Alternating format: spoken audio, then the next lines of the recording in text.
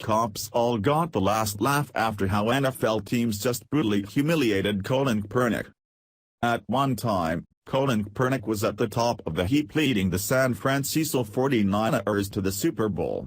Now, this America-hating football player is unemployed and one of the country's most despised individuals. This all started when Kaepernick made the stupid choice to kneel during the national anthem to protest the mistreatment of African Americans and other minorities. While he may have thought this would have gained him brownie points, he was sorely mistaken and quickly found himself out on his ass and unemployed. Instead of Kaepernick finding a new home team, he has only been shunned and the hits just keep coming. The NFL is a tricky place, and if anyone thought that it was not political, they were wrong. The league knows who their fans are and what they want to see on and off the field. So, when a player decides to kneel during the anthem in order to purposely anger red-blooded Americans, the owners take notice. Of course, winning matters to teams and the owners, but so does the opinions of their fans that pay their bills. Which is why it is confusing that Kaepernick would take such a controversial stand, knowing full well that this is a profession that regularly hosts patriotic performances. This past weekend, Kaepernick may have thought his losing streak was over when the Miami Dolphins consider signing the embattled player. However, the team decided to pass on the controversial player and sign 34-year-old Jay Cutler out of retirement. In all honesty, Kaepernick could have been back on the field if he just hung up his anti-American stance and did his job. Social justice warriors and the left claim that the reason that Kaepernick has not been signed is that the league is racist, but that is not the case. So, let's take a look at Kaepernick's most disrespectful moments.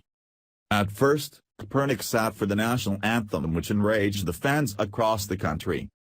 According to NFL.com, San Francisco 49ers quarterback Colin Kaepernick has willingly immersed himself into controversy by refusing to stand for the playing of the national anthem in protest of what he deems are wrongdoings against African Americans and minorities in the United States. His latest refusal to stand for the anthem, he has done this in at least one other preseason game, came before the 49ers preseason loss to Green Bay at Levi's Stadium on Friday night.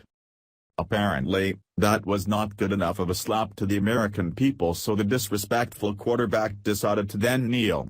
Kaepernick then convinced other players to join in on his protest and also their fist in protest. Then Kaepernick went another step too far when during a practice he wore socks that depicted cops as pigs.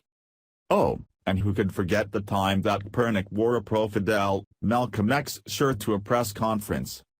According to the CBS Miami.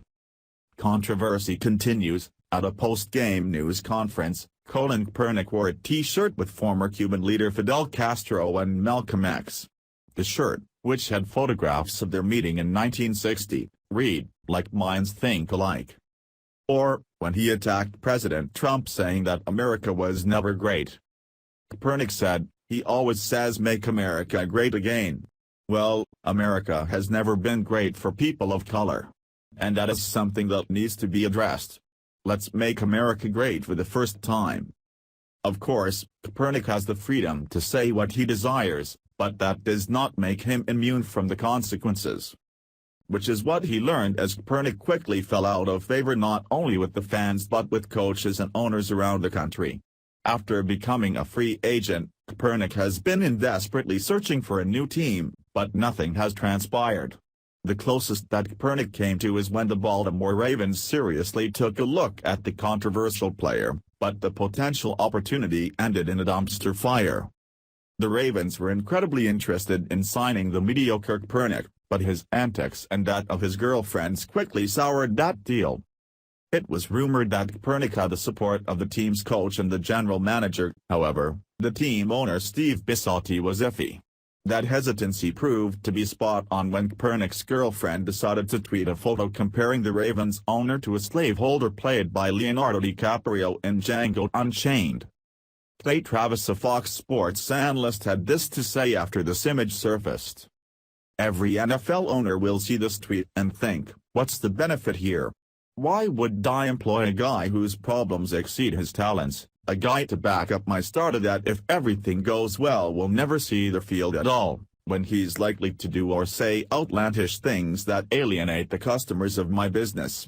And when everything his crew of social justice warriors does will also create a never-ending media circus around my team. And Clay Travis is exactly correct with his assertion.